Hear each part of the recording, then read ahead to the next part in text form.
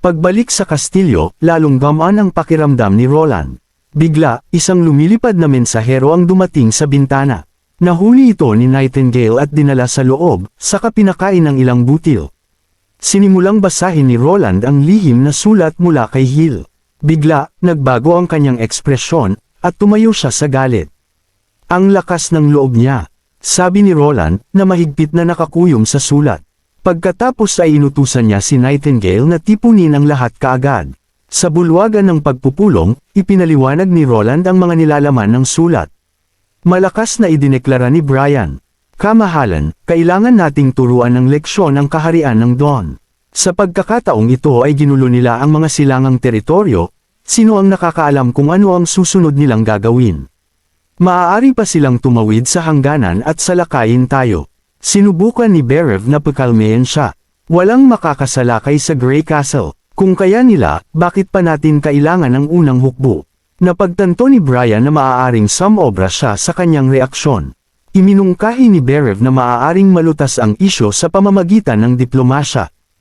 Habang nakikinig sa mainit na talakayan, mukhang nawala si Andrea sa kanyang mga iniisip. Pumalakpak si Roland na naghuhudyat sa lahat na magpahinga at kumain muna bago ipagpatuloy ang kanilang talakayan. Habang ang lahat ay nag-e-enjoy sa kanilang mga merienda at inumin, ibinigay ni Scroll ang mga tala ng pagpupulong sa araw na iyon kay Roland. Ang sulat mula kay Hill ay nagbanggit ng tatlong bagay. Una, may mga plano si Anpia na guluhin at salakayin ang mga silangang teritoryo ng Grey Castle. Pangalawa, ang kawalang tatag sa Hermes at sa simbahan. At huli, si Otto ay nabilanggo na. 3 araw na nilang pinag-uusapan ang mga bagay na ito, at lahat ay sumang-ayon sa pagbawi sa mga silangang teritoryo at ganap na pagsira sa simbahan. Ang tanging hindi pagkakasunduan ay kung kailan gagantay sa kaharian ng Dawn. Hinilat ni Roland ang kanyang noo.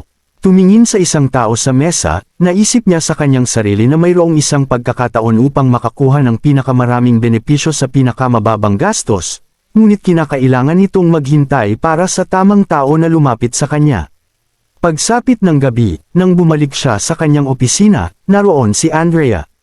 Yumuko siya kay Roland, at nang makita na si Andrea iyon, nakahinga siya ng maluwag. Sa wakas, dumating na siya. Naisip niya sa kanyang sarili.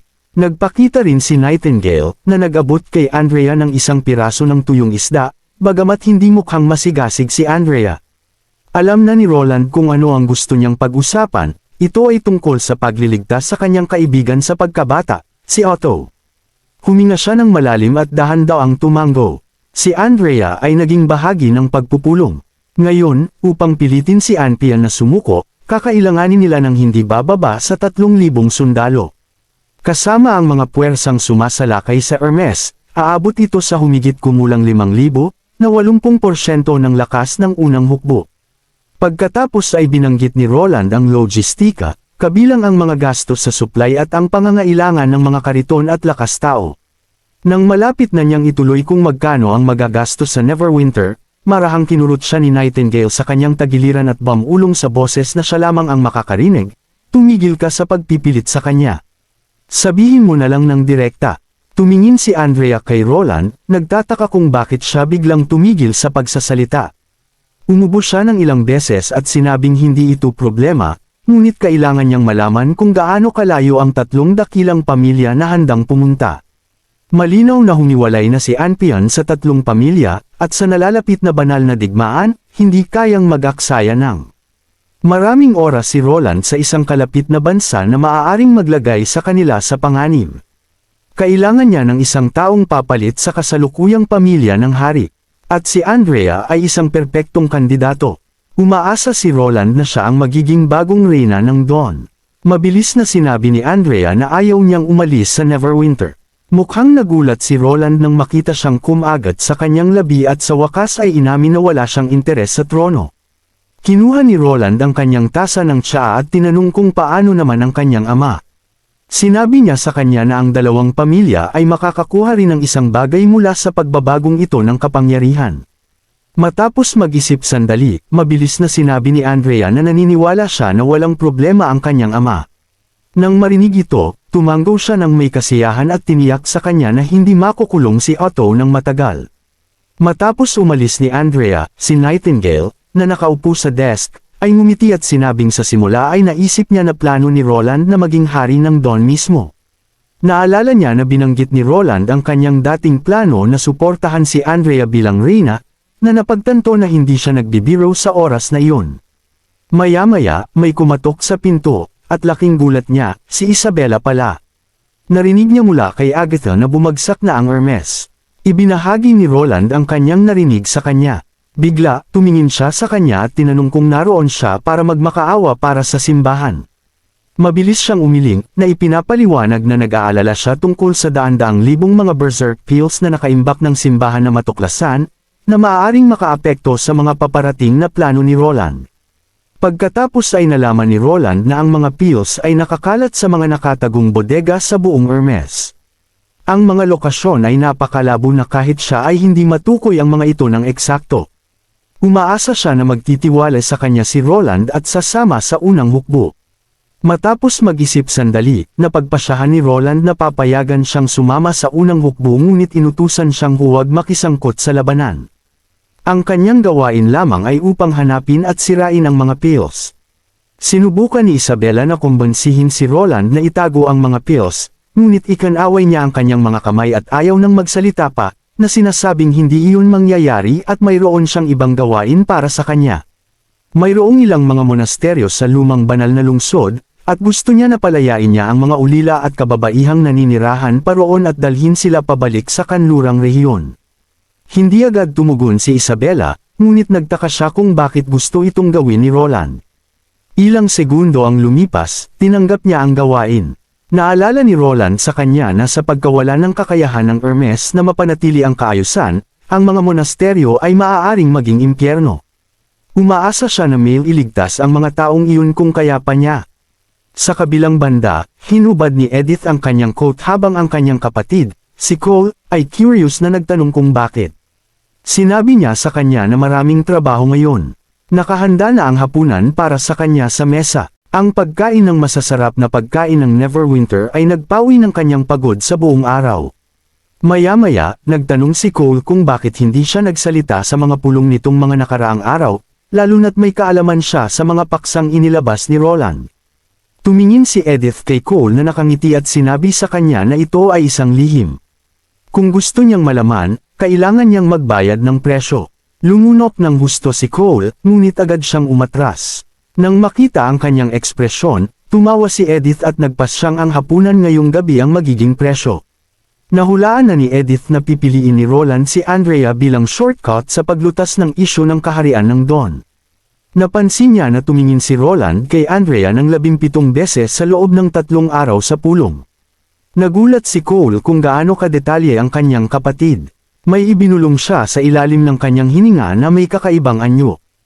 Ano ang sinabi mo? Galit na tanong ni Edith. Wala, mabilis na ikanaway ni Cole ang kanyang kamay. Pagkatapos ay binanggit niya na nakita niya itong papalapit kay Andrea pagkatapos ng mga pulong at tinanong kung ano ang mangyayari kung mali ang kanyang hula. Lumalabas, ibinulong ni Edith sa tainga ni Andrea, ang kanyang kamahalan ay isang napakabait na hari, at nakilala na niya si Sir Otto dati. Kung tatanungin mo siya, malamang napapayag siyang iligtas si Otto. Para kay Edith, ito ay isang casual na pahayag lamang. Kung tama ang kanyang hula, makakatulong ito sa kanyang kamahalan. Kung mali ang kanyang hula, sino ang magmamalasakit sa isang hamak na noble mula sa ibang kaharian? Kinabukasan, nagpatuloy ang pulong gaya ng dati, na ang mga ministro ay masigasig na nagdedebate at nag-aalok ng iba't ibang opinyon. Pagkatapos ng ilang araw na katahimikan, nanawagan si Roland para sa katahimikan at inihayag ang kanyang desisyon. Idineklara niya na ang mga puwersa ng Neverwinter ay hahatiin sa dalawa. Ang isang grupo ay papasok sa Hermes, na siyang pinakamalaking talampas mula sa Coldwind Ridge, habang ang isa pa ay tatawid sa Eastern Territories, diretsyong papunta sa hangganan ng kaharian. Magtatagpo sila sa Dawnlight City sa huling bahagi ng tag-araw o unang bahagi ng taglagas. Naaatake sa kaharian ng Dawn mula sa kanluran at timog. Sa sandaling inilabas ni Roland ang utos na ito, tumahimik ang silid. Tinanggap ng lahat ang mga utos ng sabay-sabay. Kahit si Berev, na dating maingat at gustong lutisin ito gamit ang diplomasya, ay wala ng mga pagtutol. Nakahinga ng maluwag si Edith na napagtantong tama ang kanyang taya. Samantala, ibinuhos ni Lorca ang kanyang mga gintong barya sa mesa. Nagsimula siyang magbilang at nalaman na mayroon na lamang siyang 21 gintong barya na natitira. Kumunot ang kanyang noo na napagtantong sa loob lamang ng kalahating buwan. Naubos na niya ang 3 kapat ng kanyang kabuoang savings. Nagpakasasa siya sa iba't ibang delicacies. Ngunit ang pinakamapanlin lang na salarin ay ang tavern ni Evelyn. Ibinubulong niya na kahit ang isang grupo ng mga magnanakaw ay hindi kukuha ng kanyang pera ng kasing epektibo. Sa wakas, sumubsob siya sa mesa sa pagkabigo. Nakalulugmok ang kanyang mga tainga. Ngunit alam niya na, hindi ito kasalanan ni Evelyn. Siya ang pumili na uminom doon araw-araw at natalo sa kanyang mga pagnanasa. Ang isang inumin ay humantong sa isa pa. At kahit na sinubukan ni Evelyn na pigilan siya, na nagsasabi sa kanya na siya ay umiinom ng sobra. Ang mga inumin ay masyadong masarap para labanan. Determinado na baguhin ang kanyang mga gawi. Tumingin siya sa kanyang paubos na mga barya at nagpasya. Nang hapon ding iyon, pumasok sa kagubatan. Naghubad siya at nagbago sa kanyang anyong lobo. Hindi siya sigurado kung saan niya gustong pumunta. Nagpas siyang tumakbo sa isang tuwid na linya upang linawin ang kanyang isip sa ngayon. Bigla, nakita niya ang isang bagay na mabilis na papunta sa kanya at isang nakakatakot na hayop ang bumagsak sa nyebe. Ang nilalang ay lumitaw mula sa nyebe, na tumitingin sa kanya ng mausisa. Gumawa ito ng isang huni na tila pamilyar. Maggie. Instinctively na tinawag ni Lorca ang pangalan ni Maggie. Isang nagsasalitang lobo. Bulalas ni Maggie, nanlalaki ang mga mata sa gulat. Isa pang boses ang nanggaling sa itaas, walang iba kundi si Lightning. Namausi sa ring tumitingin kay Lorca. At nagtanong kung paano niya nakilala si Maggie. Nagbalik si Lorca sa kanyang anyong tao at nagpakilala. Sinabi na nakilala niya si Maggie dahil kay Ash at Andrea. Nagbalik din si Maggie sa kanyang anyong tao at naalala na nakilala niya si Lorca sa barko dati. Si Lightning, na medyo naiiwan, ay itinuro ang kanyang sarili, at tinanong kung hindi ba nabanggit siya ni Ash. Muli siyang nagpakilala, na buong pagmamalaking sinasabing siya ang pinakadakilang explorer sa kanlurang rehiyon. Pagkatapos ay itinuwid niya ang kanyang sarili at sinabing sa buong Grey Castle. Napansin ni Maggie at Lightning na walang damit si Lorca. Si Maggie, na curious, ay nagtanong kung bakit siya nakahubad. Tumingin si Maggie sa boing-boing ni Lorca at itinuro ito sa kanya. Na nagtatanong, binago mo rin ba ito? Agad na namula ang mukha ni Lorca, at binigyan ni Lightning si Maggie ng isang mapaglarong chop sa ulo. Na nagpapaliwanag na ito ay isang pagkakaiba sa kanilang mga kakayahan bilang mga witch. Nang makapagbihis na si Lorca, nagtanong siya kung bakit nila siya inatake. Si Lightning, na medyo nahihiya, ay umamin na napagkamalan nila siyang isang mutated na snow wolf. Ipinaliwanag niya na ang kanilang trabaho ay linisin ang mga demonic beast at subaybayan ang lugar. At sumalakay din sa mga pugad ng ibon, mangalap ng mga honeycomb at magluto ng pagkain, sigaw ni Maggie. Naintindihan ni Lorca na lahat ito ay isang hindi pagkakaunawaan. Pagkatapos ay tinanong ni Lightning kung bakit siya narito, na nagbabala sa kanya na ang lugar ay hindi lamang pinamumugaran ng mga demonic beast, kundi pati na rin ng mga mas nakakatakot na nilalang. Gayunpaman, nagulat ang dalawa, na alam ni Lorca ang tungkol sa mga demonyo. Ipinaliwanag ni Lorca na nakarinig siya ng mga tsismis tungkol sa mga demonyong lumilitaw sa isang inabandunang lungsod. At siya ay nangangaso sa kanila. Nahirapan si Lightning na pigilan ang pagtawa at tinanong kung saan narinig iyon ni Lorca. Nang malaman ni Lorca mula kay Lightning na ang lungsod na kanyang tinutukoy ay nangyari 400 taon na ang nakalipas. Bumalalas ng tawa si Lightning, at ipinaliwanag na ang kanilang misyon ay magpatrolya sa lugar para pigilan ang mga demonyo na makalapit. Ilang araw pa ang layo nila sa lungsod na binanggit ni Lorca. Ipinahayag niya ang kasaysayan ng rehiyon. Ang lugar na kanilang kinaroroonan ay dating tinatawag na masaganang kapatagan, na mas malaki pa sa pinagsamang 4 na kaharian. Dahil dito, medyo nadismaya si Lorca. Kung walang mga demonyo dito, masasayang lang ang kanyang oras.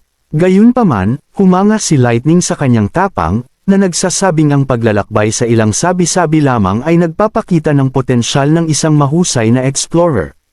Inimbitahan niya si Lorca na sumali sa kanilang exploration team, at inimbitahan naman siya ni Maggie na mag-ihaw ng ilang mga hayop na nakita nila. Umiling si Lorca, tinitingnan ng dalawang babae, lalo na si Maggie, sa kabila ng kanyang nakakatakot at malakas na anyo, kitang-kita na may isip ito ng isang bata, hindi niya nais mag-alaga ng mga bata. Nang paalis na si Lorca, tinawag siya ni Lightning, at inalok na dalhin siya sa mga guho ng Tekira kung sasama siya sa kanilang team. Biglang nagningning ang mga mata ni Lorca. Ipinagmalaki ni Lightning na sa nakalipas na 400 taon, sila lamang ni Maggie ang nakapag-explore sa mga pader ng lungsod ng Tekira at ikinwento kung paano niya nilabanan ang mga demonyo noon, kasama na ang isang napakalakas na high-rank demon. Dahil dito, agad na nakumbinsi si Lorca. Pagsapit ng gabi, nakaupo na siya sa likod ni Maggie. Habang bumababa si Maggie, umuugoy-ugoy si Lorca sa nyebe hanggang sa makarating sila sa kanilang destinasyon, hindi sa Tekira, kundi sa sekretong base ng exploration team. Ito ay isang simpleng kubo na gawa sa mga tuod ng puno. Sa loob, inilagay ni Lightning ang isang hita ng polaka sa kahoy na tuhog, at ipinaliwanag na aabutin pa ng 2 araw para makarating sa Tekira, at dito sila magpapalipas ng gabi. Gusto niyang matikman ni Lorca ang kanyang luto. Nagtataka si Lorca na tumingin sa paligid. Ang base pala ay nasa loob ng isang hukay na tuod ng puno, na may mga sanga at dahon na pumupuno sa mga puwang para bumuo ng natural na bubong. Ang mga pintuan at bintana ay inukit ni Maggie, at nakakita sila ng maraming katulad na mga pahingahan sa buong lugar. Nagsimulang mapagtanto ni Lorca na ang dalawang ito ay mas may kakayahan kaysa sa kanyang unang naisip. Maya-maya, isang masarap na aroma ang pumuno sa hangin, at iniabot ni Lightning sa kanya ang isang tuhog ng inihaw na karne. Kinuha ni Lorca ang tuhog. Nag-aalangan siya sandali bago dahan-daang inilapit ito sa kanyang bibig. Nanlaki ang kanyang mga mata sa tuwa ng kanyang sabihin, napakasarap nito. Si Maggie naman, proud sa kanyang sariling gawa at sinabi kung paano niya nahuli ang higanteng polaka na ito sa nagyayelong bukal ng mga snowy mountains. Nagulat si Lorca sandali. Mabilis naman siyang inalaw ni Lightning, huwag kang mag-alala. Ang isang explorer ay nabubuhay para tumuklas ng mga hindi pa nalalaman, at kasama na rito ang pagsubok ng mga bago at kakaibang pagkain. Nang mapagtanto na karne ng polaka pala iyon, medyo nag-alinlangan si Lorca, pero napakasarap ng lasa para mag-alala pa. Hindi bale, naisip niya, napakasarap lang talaga. Pagkatapos magkwentuhan ng matagal, natulog silang tatlo ng mahimbing at muling naglakbay kinabukasan. Hindi nagtagal ay narating nila ang inabandonang lungsod. Mula sa itaas, kitang-kita ang mga guho at sirang pader, at mabilis na kinwento ni Lorca na ang lugar na ito ay hindi bababa sa 5 o 6 na beses na mas malaki kaysa sa Iron Sun City. Kasama na ang mga nakapaligid na. Ngayon, ang lugar na ito ay malamang na may populasyon na higit sa 1 milyon sa isang panahon. Isang kaharian na nakapagtayo ng ganito kalaking lungsod, ngunit natalo ng mga demonyo.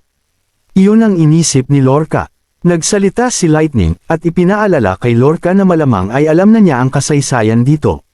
Ito ang huling linya ng depensa para sa kaharian ng mangkukulam, na sa huli ay hindi nakayanan ang mga demonyo. Nakatingin sa ilang na lupa, bigla niyang naalala ang sinabi ni Roland sa kanya. Ang banal na digmaan ay hindi lamang isang maliit na labanan sa pagitan ng 2 tribo kundi isang ganap na digmaan na magpapasya kung aling sibilisasyon ang makakaligtas. Sa una ay nakaramdam siya ng pagkamuhi, ngunit ngayon ay nagsimula na siyang maunawaan. Di nagtagal, nalaman din niya na kung sasalakayin ng mga demonyo ang Neverwinter, malamang na sisilakay sila mula sa kanluran. Gayunpaman, hindi sila maaaring sumulong pa. Naguluhan si Lorca, kaya ipinaliwanag ni Maggie na ang pulang ulap sa loob ay napakadelikado para sa mga mangkukulam ngunit mahalaga para sa mga demonyo. Sumunod si Lightning na nagsasabing ang maaliwalas na panahon ngayon ay nagpapakita ng asul na langit, ngunit sa mga maulang araw, makikita nila ang pulang ulap na nakalambitin sa abot tanaw.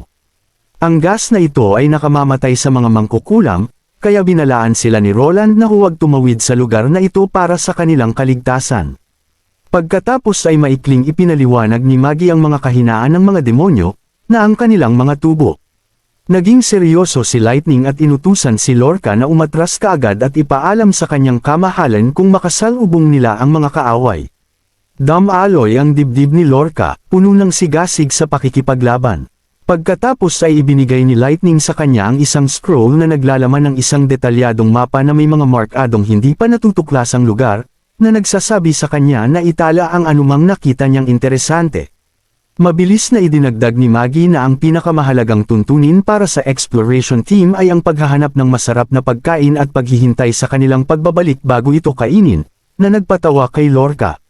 Mula sa mga salita ni Maggie, naisip ni Lorca na aalis na ang dalawa sa lugar na ito. Tumango si Lightning at sinabi kay Lorca na nagpapadala ng mga tropa si Roland at kailangan nilang sumama sa unang hukbo. Mawawala sila ng ilang buwan. Pagkatapos ng lahat, ang kanilang mga papel ay mahalaga para sa scouting at pag-spot para sa artillery team. Tinapik ni Lightning ang kanyang balikat at pinagkatiwalaan siya sa natitirang misyon ng exploration. Sa Neverwinter, nagunat si Roland. Simula nang magpasya siyang pumunta sa digmaan, nalunod na siya sa mga ulat at dokumento. Sa una, nasiyahan siya sa pakiramdam ng paghawak ng kapangyarihan, ngunit habang lumalaki ang komplikado ng nilalaman, nagsimula siyang makaramdam ng pagkabigat sa walang katapusang mga papeles. Sa kabutihang palad, naroon si Skrull upang tulungan siyang ayusin ang lahat. Bigla, may kumatok sa pinto. Pumasok si Edith, dala ang diskarte sa labanan na kanyang binuo para kay Roland. Tiningnan niya ang plano ng may Pononibik. Iminungkahi ni Edith na gamitin ang mga kakayahan ng mga mangkukulam at Tekira witches upang maglunsad ng mga pag-atake mula sa maraming direksyon, kabilang ang himpapawid at ilalim ng lupa. Naisip ni Roland na bagamat maraming ideya ang medyo rudimentary pa rin, kahanga-hanga ang kanyang pananaw para sa panahong ito. Gayunpaman, upang gumana ang planong ito, kailangan sundin ng mga Tekira witches ang mga utos sa halip na kumilos ng nag-iisa tulad ng lagi nilang ginagawa. May ideya si Roland para malutas ito, ngunit kailangan niyang isama ang lahat ng mga mandirigma sa Dream World minsan. Sa Dream World, biglang nagising si Roland sa tawag ng isang tao sa telepono. Pagkasagot niya, si Garcia pala. Gamulong si Roland at umupo, 6:00 ng umaga at tinanong niya kay Garcia kung alam ba nito kung anong oras na. Medyo inis ang boses ni Garcia, marahil ay may sama pa rin ng loob mula noong huling beses na hindi siya pinansin ni Roland. Alam ni Garcia na naging curious si Roland tungkol sa nangyayaring erosyon, pagkatapos ay sinabi sa kanya na ang asosasyon ay nag-schedule ng isang tour para sa mga bagong miyembro ngayong hapon. Sinabi niya kay Roland na hanapin siya pagkatapos ng tanghalian, na nakagulo sa mga plano ni Roland para sa araw na iyon. Nadama ni Roland na hindi kailangang magkita ng napakaaga, ngunit ipinaalam sa kanya ni Garcia na sasama rin ang iba pang mga bagong dating mula sa iba't ibang lugar. At ang koordinasyon ay magtatagal. Tumalim ang tono ni Garcia nang tanungin kung may mga bagong miyembro ng pamilya si Roland na darating muli. Napagtanto ni Roland na kung tatanggihan niya, malamang na hindi na siya papansinin ni Garcia, gayunpaman, interesado siyang matutunan ang tungkol sa erosyon ng mundo. Kaya naman, nagdahilan si Roland, na nagsasabing natulog siya ng huli kagabi at kailangan niya ng shower dahil nararamdaman niyang marumi siya. Tinapos ni Garcia ang tawag na nagsasabing bilasan niya. Nagbihis si Roland at binuksan ang kanyang pinto. Nasa kusina si Little Zero, nakasuot ng apron at naghahanda ng almusal. Nakatutok siya sa pagprito ng itlog. Nagulat siya nang makita si Roland na gising na ng maaga. Ipinagbigay alam ni Roland na babalik siya ng huli at sinabing huwag siyang hintayin sa hapunan. Nakasimangot ito habang binabaliktad ang mga itlog, na pinapanood siyang umalis. Sa labas ng kalye, ito ay abala sa mga tao. Naglakad siya sa isang kalapit na eskinita at nakakita ng isang gusali. Kinuha niya ang kanyang mga susi, at ito ang kanilang bagong tagwan. Sa loob, ilang mga mangkukulam ang nakaluhod sa isang tuhod, na sabay-sabay na bumati sa kanya, pagbati, kamahalan. Malugod silang tinanggap ni Roland sa mundo ng panaginip at sinabing mayroon siyang misyon para sa kanila ngayon. Inilatag ni Roland ang plano para sa araw na iyon. Ang Martial Fighter Association ay nagsasagawa ng oryentasyon para sa mga bagong dating upang maunawaan ang mga panloob na gawain at dadalhin sila sa punong tanggapan. Nakita ito ni Roland bilang isang pagkakataon upang mahanap ang base kung saan nila itinago ang likas na kapangyarihan. Si Faulty ay tumawag ng isang maliit na insekto at ipinagapang ito kay Roland, na nagsasabing ito ang magpapahintulot sa kanya na subaybayan ang kanyang lokasyon. Ang insekto ay gumapang sa kanyang kwelyo. Sa kabila ng kakulangan sa ginhawa ng pagkakaroon ng isang insekto na gumagapang sa kanya, napagpasyahan ni Roland na isama sina Phyllis at Ling. Tinanong ni Roland si Phyllis kung naaalala niya kung paano tumawag ng taxi, at parehong binigkas nina Phyllis at Ling ang mga tagubaylang ibinigay niya sa kanila. Nasiyahan si Roland at tumango. Pagkatapos ay hiniling niya kay Ling na tingnan kung makakalusot siya, dahil ang mundong ito ay kulang sa mga Judgment Stone. Hindi siya sigurado kung ang Martial Fighter Association ay may iba pang mga paraan upang labanan ang mahika. Binigyang diin niya kay Ling na panatilihing ligtas ang kanyang sarili bilang isang prioridad, na lahat sila ay tumango bilang pagsang-ayon. Pagkatapos ay tinanong ng isa pang mangkukulam kung ano ang maaari niyang gawin upang makatulong. Napagpasyahan ni Roland na dapat siyang maiwan upang pangalagaan ang iba pang mga mangkukulam ng Tekira. Inabot niya sa kanya ang isang salansan ng pera, na nagsasabing ito ay para sa pag-order ng takeout. Nakasimangot ito, na nagpapahayag na ang kanyang mga kakayahan ay angkop din para sa paglusot. Tinapik ni Roland ang kanyang ulo, na ipinangakong kung aalagaan niyang mabuti ang lahat. Dadalhin niya ito sa sinehan sa susunod, ang kanyang mga mata ay sumilay sa kagalakan, at ang kanyang espiritu ay sumigla. Nakikita ang kaibig-ibig na mangkukulam. Hindi mapigilan ni Roland ang pagtapik sa kanyang ulo sa pangalawang pagkakataon na nagpapula sa kanya. Matapos ibigay ang lahat ng mga tagubilin, tumakbo pabalik si Roland sa apartment, na hinihingal ng husto. Nasa hallway si Garcia, na nakikipag-usap sa telepono. Minaliit ni Roland ang kanyang pagiging mapagbantay, sa kabila ng pagmamadali pabalik sa lalong madaling panahon, huli pa rin siya ng isang hakbang. Napansin ni Garcia si Roland at sinabi sa kabilang linya na huwag nang tumawag muli kung ito ay para lamang kumbinsihin siya. Pagkatapos ay ibinaba niya ang telepono. Tanong ni Roland kung ito na naman ang ibang pamilya na sinusubukang pag-usapan ang demolisyon, ngunit ayaw itong pag-usapan ni Garcia. Binigyan siya ng kahinahinalang tingin at tinanong kung hindi ba dapat siya ay naliligo. Ngumiti si Roland at sinabing kailangan ni Zero ang banyo, kaya tumakbo siya sa halip, ang pagpapapawis ay maganda din. Hindi na nagtanong pa si Garcia.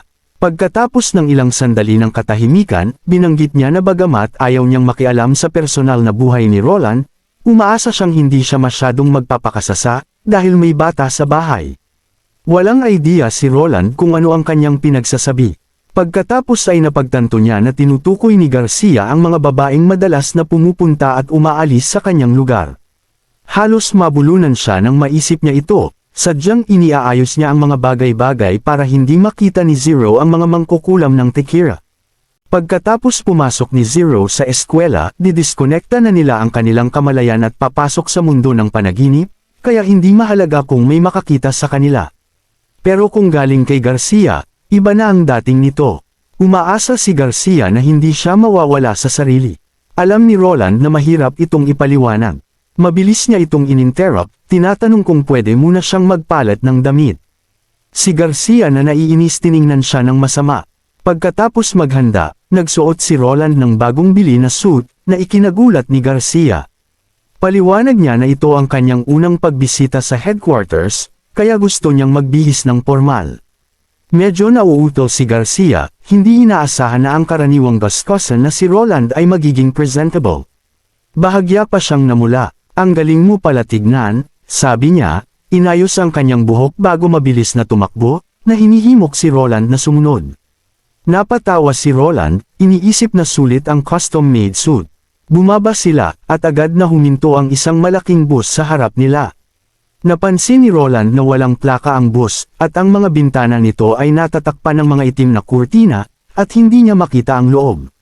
Sa likod ng bus, nakaparada ang isang taxi, at si Phyllis ay nag-okay gesture kay Roland bago sumakay sa taxi. Dali-daling isinakay ni Garcia si Roland sa bus, hinawakan ang kanyang kamay at dinala siya sa likod. Madilim ang loob ng bus, at maraming tao, lahat ay puno ng galit ang mga mata.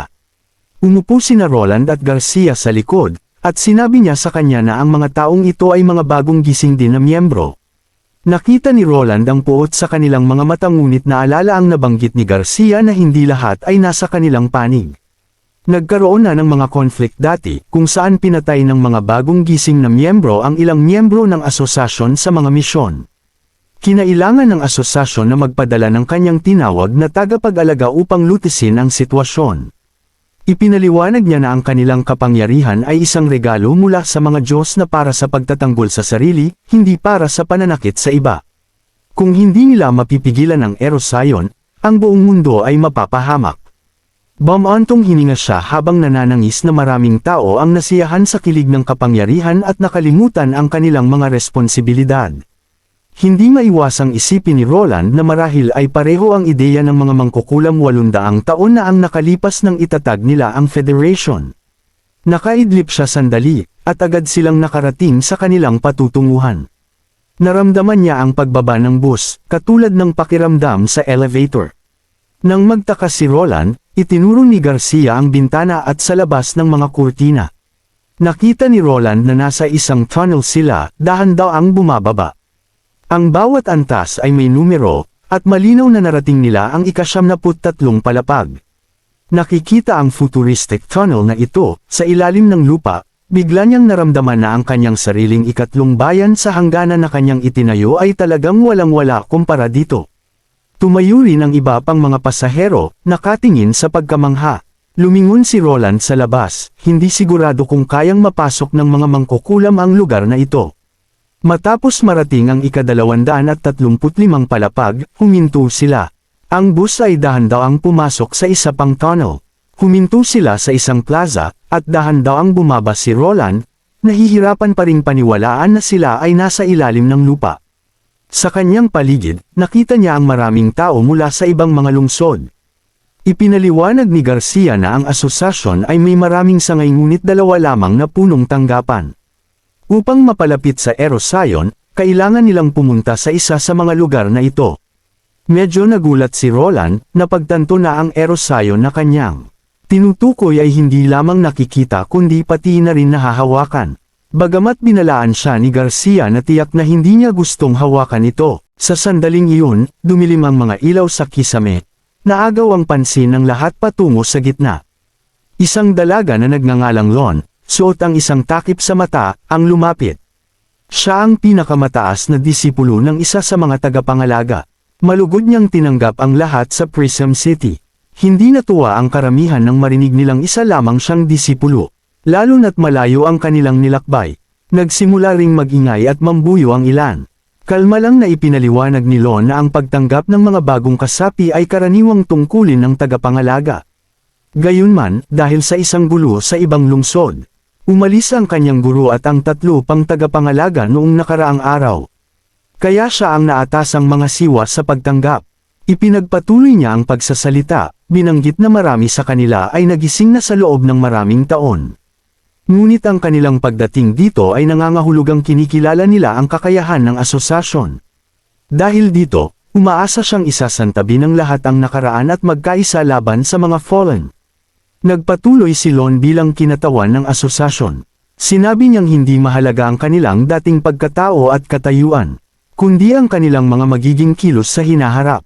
Kailangan nilang magkaisa, at kung may hindi sumasang-ayon sa mga pamamaraan ng asosasyon, maaari silang umalis ngayon. Nanahimik ang buong plaza, walang sinuman ang gumalaw. Pati ang mga bulungan ay hamupa. Tumanggaw si Roland, iniisip na talagang alam ng disipulong ito ang kanyang ginagawa. Tumingin si Garcia kay Roland at binanggit na si Lon ang kanyang guro. Si Lon din ang dapat nilang makatagpo noong huli, kaya nagulat si Roland. Binalaan siya ni Garcia na kinamumuhian ng kanyang guro ang mga irresponsible at palaging huli. Kaya napangiti na lang si Roland ng pilit. Pumalakpak si Lon, tinatanggap muli ang lahat. Pagkatapos, ibinaba niya ang kanyang tinig, sinabing malapit na nilang makita ang nalalapit na krisis. Nagsalita siyang may bigat, binigyang diin na malapit na nilang maunawaan na malapit na ang banal na digmaan. Nagulat si Roland sa kanyang huling mga salita. Bakit may banal na digmaan sa loob ng panaginip? Tiningnan niya si Garcia, ngunit nanatiling walang pagbabago ang ekspresyon nito. Kaya hindi niya alam kung may alam ito o wala lamang pakialam. Sinundan ng lahat si Lon patungo sa isang lagusan. At napansin ni Roland na ang sahig ay isang gumagalaw na lockeran. Nagtaka siya kung bakit itinayo sa ilalim ng lupa ang punong tanggapan, marahil upang maiwasan ang pagsalakay. Napansin ni Garcia ang kanyang mapagtanong na tingin at ipinaliwanag na ang lugar na ito ay dating isang minahan. At ginamit nila ang mga abandonadong lagusan. Ang ibang bahagi ay bagong hinukay, depende sa bilis ng pagguho. Nagulat si Roland, kaya itinayo ng asosasyon ang punong tanggapan sa ilalim ng lupa upang pigilan ang pagkalat ng pagguho. Umiling si Garcia, sinabing walang makakapigil sa paglaganap ng pagguho. Hindi ang pagguho ang kanilang nilalabanan, kundi ang masasamang nagising. Gusto pang magtanong ni Roland, ngunit marahang umiling si Garcia. Sinabi nitong malalaman din niya ang lahat sa tamang panahon. Humantong ang lagusan sa isa pang bulwagan, na parang isang silid pulong. Maraming bantay ang nakabantay, at nagsimulang magsalita si Lon. Habang nasa harapan niya ang isang kaong natatakpan ng pulang tela. Ipinaliwanag ni Lon na marahil naramdaman nilang may masamang puwersang pumasok sa kanilang mundo. Na nagdulot ng paglitaw ng mga fallen. Ngunit mali ito. Tinanggal niya ang tela, ibinunyag ang isang malaking kaong salamin na may pulang bilog sa loob. Sinabi niyang walang masamang puwersa, ito ay isang simpleng pagsanib ng ibang mundo.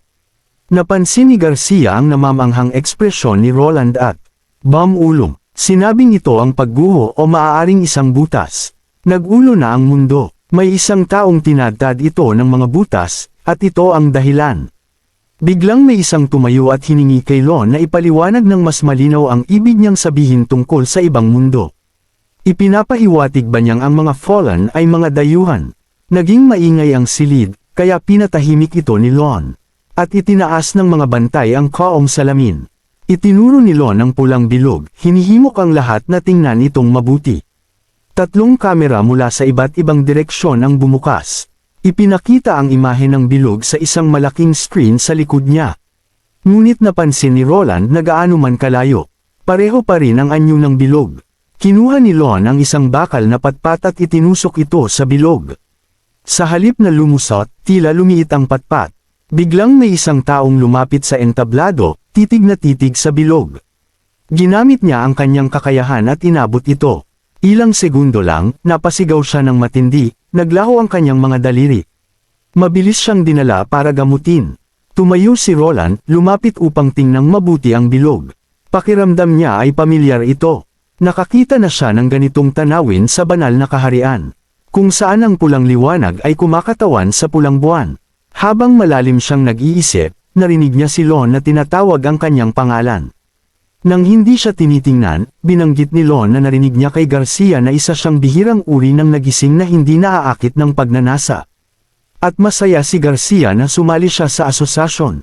Natahimik si Roland, naalala niyang walang emosyon ang mukha ni Garcia nang punan niya ang aplikasyon. Hindi naman ito mukhang masaya. Nagpatuloy si Lon, sinabing ayaw niya sa mga taong hindi marunong sa oras. Ngunit ito ay pangkaraniwang kahinaan, dahil karamihan ay hindi marunong makaramdam ng paglipas ng oras. Ngunit para sa ilang natatanging tao, ito ay isang hindi mapapatawad na kasalanan. Kung hindi pinahahalagahan ni Roland ang kanyang pambihirang kakayahan, may iwan siya ng panahon. Naisip ni Roland na baka babala ito upang huwag siyang magdulot ng gulo. Bago pa siya makasagot, tinawag na ni Lon ang susunod. Hindi na pinansin ni Roland ang mga sinabi ni Lon. Dahil ang isip niya ay nakatuon lamang sa pulang bilog. Ito ay nagpaalala sa kanya sa pananaliksik ng sibilisasyong nasa ilalim ng lupa. Ang pulang buwan ang susi sa pagpapalit ng kapangyarihang mahika at ito ang pundasyon ng pag-iral ng mundo ng pangarap. Nakikita ng mga mangkukulam ang pulang buwan dahil ang mundong iyon ay tunay, samantalang ang mundong ito ay isang construct na nilikha nila ni Zero. Sa mas simpleng salita, parang nakakonekta ang isang tao sa isang simulation. Tumingin sa kanya si Garcia at tinanong kung naiintindihan na niya. Tumango si Roland at sinabing hindi kasing nakakatakot ang kanyang guro gaya ng kanyang inakala. Ito ay ikinagulat ni Garcia. Ngumiti si Roland, sinabing marami ang sinabi sa kanya ni Lon, tulad ng kung gaano siya ka-espesyal at kung gaano kalaki ang pag-asa sa kanya ng asosasyon. Idinagdag pa niya na binanggit pa ng kanyang guro kung gaano kasaya si Garcia sa pagsali niya sa kanila. Inaasahan niya ang reaksyon mula kay Garcia ngunit isang naguguluhang ekspresyon ang kanyang nakita. Sinabi nito sa kanya na hindi nagsalita ang kanyang guro noong siya ay nasa entablado. Hindi nagsalita, natigilan si Roland. Bago pa siya makapagtanong, tinakpan ni Lon ang pulang sphere at pumalakpak, na muling ibinalik ang atensyon ng lahat sa entablado. Ipapaliwanag na niya ang pinagmulan ng Erosion. Ipinaliwanag ni Lon na ang kanilang mundo ay hindi patag kundi umiiral sa isang membrane na may kurbada. Sa madaling salita, ito ay kurbado, at ang mga pagbabagong ito ay mas kapansin-pansin sa ilang mga lugar. Kung may ibang mundo na umiiral sa labas ng kanilang mundo, ang dalawang mundo ay nagtatagpo sa ilang mga punto, at ang pagtatagpong ito ang tinatawag nilang Erosion. Inamin niya na hindi siya sigurado kung paano ito nakakaapekto sa kabilang mundo, ngunit para sa kanila, ang enerhiya ay dumadaloy mula sa mas mataas hanggang sa mas mababang mga lugar, na lumilikha ng isang serye ng mga hindi kapani-paniwalang mga phenomena. Ang kanilang mga kapangyarihan, pati na rin ang mga fallen, ay may kaugnayan sa enerhiyang ito. Sa puntong ito, maraming tao ang tumayo. Sa pag-aakalang ito ay walang katuturan, naniniwala sila na ang kanilang mga kapangyarihan ay sa kanila lamang at itinanong kung ibig sabihin ba niya na iniisip ng asosasyon na hindi sila naiiba sa mga fallen. Nanatiling tahimik si Lon ngunit hindi tumugon. Matapos tumahimik ang silid, nagpatuloy siya, na nagsasaad na talagang may pagkakaiba. Maaari nilang kontrolin ang enerhiyang ito, samantalang hindi ito magawa ng mga fallen. Nagbabala siya na habang patuloy na kumakalat ang enerhiya, mas maraming mga fallen ang lilito, at ito ay isang bagay ng kaligtasan. Kung hindi nila tatalunan ang mga nahulog, ang kanilang mundo ay lubusang masisira. Habang bumabalik tayo sa Neverwinter, si Roland ay natauhan sa boses ni Nightingale na tumatawag, "Kamahalan! Kamahalan!" Bigla siyang umupo. Si Berev ay naghihintay ng tugon ni Roland. Huminga ng malalim si Roland upang pakalmayan ang kanyang sarili, sinabi niya kay Berev na magpatuloy gaya ng kanyang iminungkahi. Tumango si Berev, pagkatapos ay pinaalalahanan si Roland na pangalagaan ang kanyang kalusugan. Tinanong ni Roland si Nightingale kung mukha siyang may sakit. Pinagmasdan siya nito at sinabing mukhang maayos siya ngunit napansin na madalas siyang tulala kamakailan, tinanong kung ito ay maaaring may kaugnayan sa mundo ng panaginip. Umiling si Roland ngunit sa loob-loob niya, iniisip niya na ito na ang ika-4 na araw mula nang umalis siya sa mundo ng panaginip. Matagumpay na natukoy ni Faulty ang punong tanggapan ng asosasyon, ngunit hindi ito na-infiltrate ni Ling. Gayunpaman, pagbalik niya mula sa punong tanggapan, ang mga sumunod na plano ay naging maayos, at dinala niya ang mga Tekira Witches sa isang masayang field trip. Gayunpaman, ang kanyang nakita at natutunan mula sa punong tanggapan ay bumigat sa kanyang isip. Ang koneksyon sa pagitan ng banal na digmaan, mga Erosion, mga fallen at ang teorya ng pag-overlap ng mundo ay nagdulot ng kaunting pag-aalinlangan kay Roland na muling pumasok sa mundo ng panaginip. Napagpasyahan niya na kapag ang lahat ng mga Tekira Witches ay nasiyahan na sa mundo ng panaginip kahit isang beses, pansamantalang puputulan niya ang koneksyon. Muling umalangaw-ngaw ang boses ni Nightingale sa kanyang tainga, na nagpababalik kay Roland sa kanyang ulirat. Nag-aalala ito, ngunit tiniyak ni Roland na ayos lang siya, sinabi sa kanya na medyo nabibigatan lang siya sa mga bagay na dapat pag-isipan kamakailan, kaya nakakaramdam siya ng pagod. Umupo si Nightingale sa mesa, nakakrus ang mga binti na may nakakalokong ngiti. Sinabing ang kanyang dahilan ay hindi masyadong convincing. Posible ba na masyadong maraming oras ang ginugugol ni Roland sa mga mangkukulam na iyon sa mundo ng panaginip? Halos masamid si Roland, mabilis na sumabad, na itinanggi ang anumang posibilidad, na ipinapaliwanag na dinala lamang niya sila para kumain at magsaya. Tumango si Nightingale, kinumpirma ng kanyang mga kakayahan na hindi nagsisinungaling si Roland. Kumandat ito at nagbago sa isang mapanlinlang na ngiti, pabirong sinabing nag-aalala lang siya dahil hindi siya makapasok sa mundo ng panaginip at hindi niya siya laging mapoprotektahan. Kung magpas siya ang mga mangkukulam na magdulot ng gulo, maaaring maging problema ito.